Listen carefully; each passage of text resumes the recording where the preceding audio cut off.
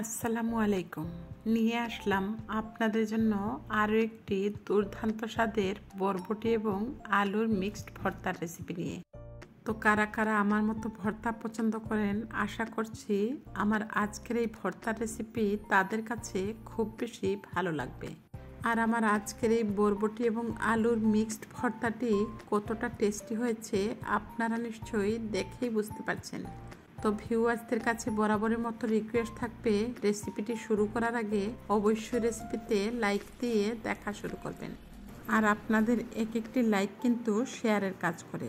তাহলে চলুন কথা না বাড়িয়ে শুরু করা যাক।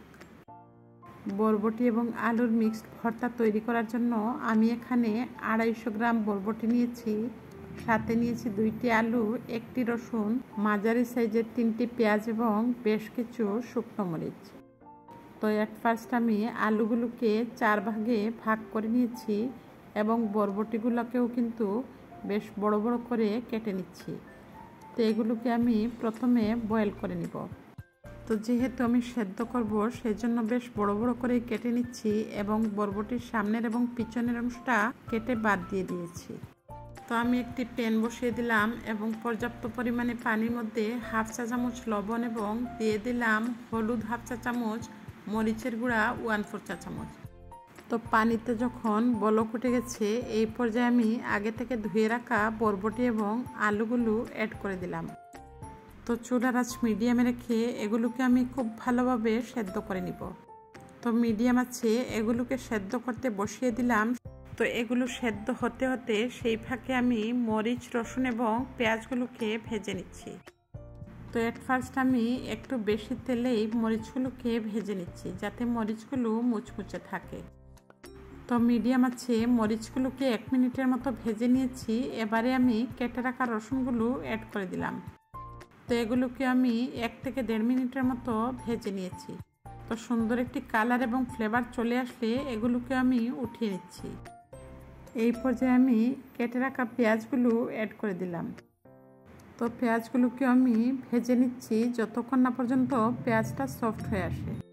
তো আবারও আমি 1 থেকে 1.5 মিনিটের মতো একদম লো আঁচে পেঁয়াজগুলো ভেজে নিয়েছি। এবারে আমি চেক করে নিচ্ছি আলু এবং বরবটিটা সেদ্ধ হয়েছে কিনা।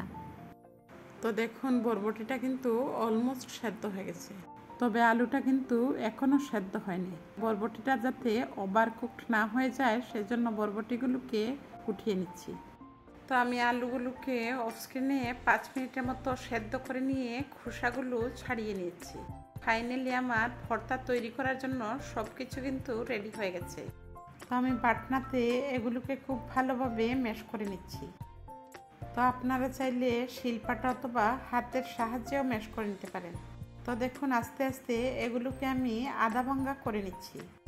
তো আপনারা চাইলে হাতের সাহায্যে শিলপাটা অথবা বাটনায় এইভাবে আধা ভাঙ্গা করে ভেঙে নেবেন। কোনো অবস্থায় মিক্সার গ্রাইন্ডারে এগুলোকে পেস্ট করতে যাবেন না। তো আমার কাছে কিন্তু একদম মিহি পেস্ট একদমই ভর্তা তৈরির ক্ষেত্রে ভালো লাগে না। তো দেখুন এটা আমার পারফেক্টলি তৈরি হয়ে গেছে যেমনটা আমি চেয়েছিলাম। এবারে আমি এগুলোকে এক পাশে রেখে দিয়ে আগে থেকে ভেজে নেওয়া রসুন, পেঁয়াজ এবং শুকনো মরিচের 8 থেকে 10টি অ্যাড করে দিলাম। তারপর আমি প্রথমে শুকনো মরিচটাকে হাত দিয়ে ঢলে ঢলে ভেঙে নিচ্ছি।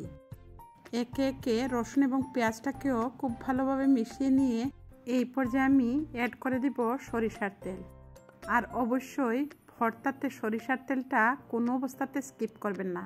আর এই সরিষার তেলটা দিলে কিন্তু ভর্তার টেস্টটা বহুগুণে বেড়ে যায়। অ্যাড করে দিলাম কেটে রাখা ধনেপাতা কুচি। তারপর আমি সব কিছু হাত দিয়ে মেখে নিচ্ছি। আর এই হাতে মাখা বরবটি এবং আলুর মিক্সড ভর্তাটা খেতে যে কতটা টেস্টি হয় আপনারা অবশ্যই ট্রাই করে দেখবেন।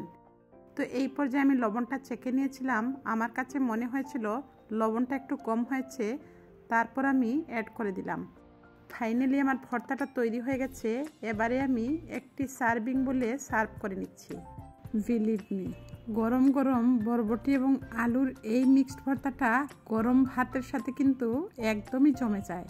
তো আশা করছি বরাবরের মতো আমার আজকের এই বরবটি এবং আলুর মিক্সড ভর্তার রেসিপি আপনারা অবশ্যই ট্রাই করে কমেন্ট সেকশনে আমাকে ফিডব্যাক জানাতে ভুলবেন না। চ্যানেলটি যদি নতুন ভিজিট করে থাকেন অবশ্যই সাবস্ক্রাইব করে পাশে থাকা বেল বাটনটি বাজিয়ে দিবেন, যাতে যে কোনো রেসিপির আপডেট সবার আগে নোটিফিকেশন আকারে আপনার মোবাইলে পৌঁছে যায়। আর যদি খুব বেশি ভালো লাগে ইচ্ছে হলে ফ্রেন্ডস এবং ফ্যামিলির সাথে শেয়ার করতে পারেন। নেক্সট রেসিপি অথবা ভ্লগ দেখার আমন্ত্রণ জানিয়ে আজকের মতো বিদায় নিচ্ছি। আল্লাহ হাফেজ। আসসালামু আলাইকুম।